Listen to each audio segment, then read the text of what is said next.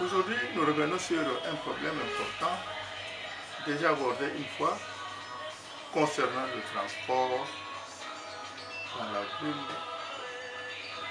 de Kinshasa. Nous avons constaté deux comportements diamétralement opposés de la part des hommes politiques. Nous constatons que le gouvernement tient à faire la différence entre lui et les gouvernements précédents. Il a la volonté de faire le mieux. Et c'est la vie même de tout le monde. Nous voulons qu'il fasse mieux. Parce que le peuple en a marre des hommes qui ont toujours géré le gouvernement. Maintenant, nous sommes curieux de voir comment la France va se prendre. La volonté est là, la volonté politique. Mais de l'autre côté, nous avons l'impression qu'il y a un groupe de gens qui est là pour mettre les bâtons dans les roues de ce même gouvernement-là.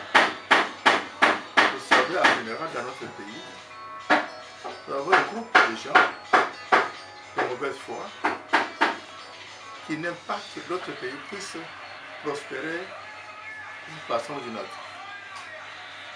Ils n'aiment pas les meilleurs. Leur problème, c'est de perpétuer la médiocrité. La même égard. Ces gens-là n'aiment pas voir le pays évoluer. C'est pour cela qu'aujourd'hui, nous allons parler de transport. Transport dans la ville de Kinshasa. Un problème très important d'une haute valeur sur le plan social. Un problème qui concerne tout le monde, parce que quand nous parlons prix des denrées alimentaires, quand nous parlons agriculture, quand nous parlons voyage et consort, toujours le problème du transport s'impose. Mais nous avons constaté que les autorités urbaines, notamment le gouverneur de la ville, même le ministre provincial du transport, n'y prêtent pas attention. On dit les plaintes de la population. Il y a des scandales qui s'opèrent dans ce domaine, au vu aussi des autorités urbaines. Mais tout ce qui arrive là comme mal, le peuple ne voit que la tête, c'est-à-dire le président de la République. Comment comprendre par exemple que quelqu'un quitte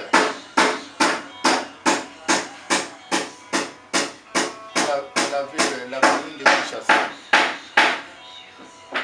pour du boulot, le matin il paye 2000 francs et le soir il paye 10 000 francs. Parce qu'il va voler cet argent de 10 000 francs.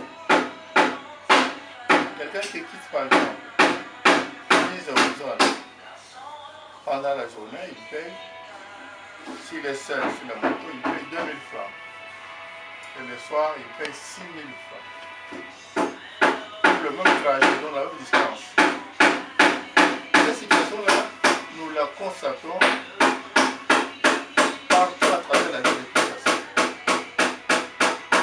Et les autorités urbaines n'en ont qu'ire. Le peuple pleure, l'autorité s'en moque. Et entre-temps, les motards et les chauffeurs taxis se frottent les mains. Donc maintenant, ils se sont transformés en État. Donc c'est comme si l'État, c'est eux, l'État n'existe pas. Pourtant, le domaine du transport, c'est un domaine très sensible. Quand nous parlons du social, le domaine du transport, c'est un domaine très sensible. On en parle chaque jour ici. Le prix de l'essence a baissé, mais le prix du transport urbain a connu l'augmentation. Comment comprendre ça? Donc le peuple pleure chaque jour ici.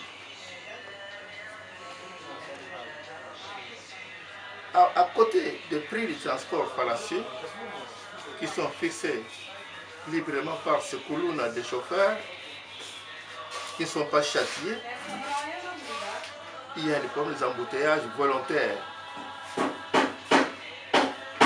Il y a un chauffeur, tomber sur un chauffeur qui se met à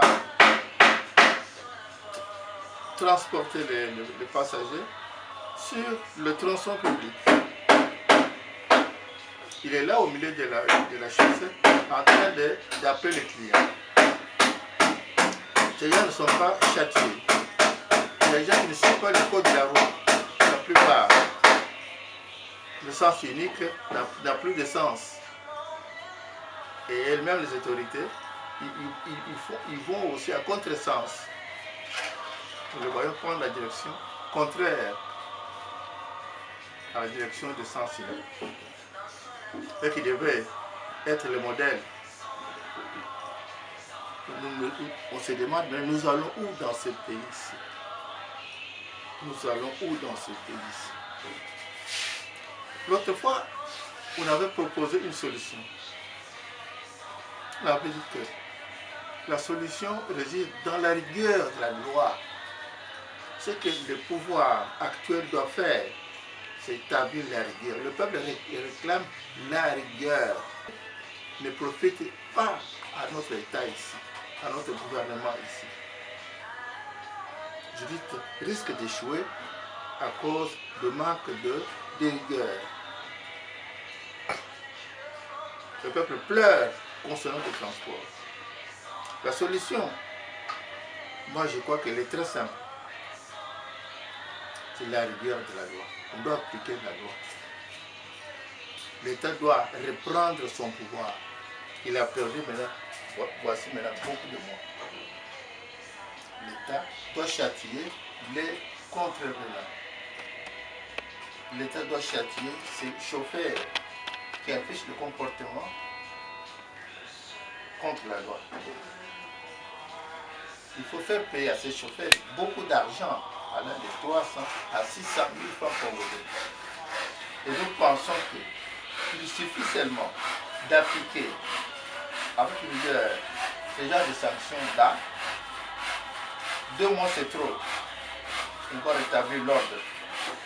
Et si jusqu'à présent, les autorités urbaines n'en parlent pas, on dit qu'ils sont en train de jouer contre le camp du gouvernement juridique. Ils veulent que le peuple se révolte. Que le peuple se révolte pour faire triompher leurs instincts, leur cabale cachée, leur agenda caché. Ce n'est pas normal qu'on puisse laisser n'importe qui fixer le prix selon son rythme respiratoire. Ce n'est pas normal. Et on ne comprend pas. On se demande s'il y a le gouverneur ici, Bumba, et s'il y a le président, plutôt le ministre provincial de transport, achat de transport. Et pourquoi laisser ces gens jouer avec le peuple comme ça, se moquer du peuple comme ça? À quoi ça sert d'être gouverneur? À quoi ça sert d'être ministre provincial? Et le peuple voit qui c'est qui ne le voit pas eux. Ils jouent contre le camp du pouvoir, ils jouent contre le gouvernement juridique. Et le peuple aussi a raison de voir la tête. Pourquoi? Parce que quand il y a un mauvais agent qui rend un mauvais service au gouvernement, on doit les remplacer. Pourquoi les laisser? En les laissant, on devient son complice. Voilà la vidéo que le collège Espoir de Beaux-Arts a préparée pour vous. Nous vous demandons de liker, de l'aimer, de vous abonner à notre chaîne YouTube Espora. Et nous vous demandons de réagir à cette communication de ces vidéos. C'était l'Espora de Beaux-Arts.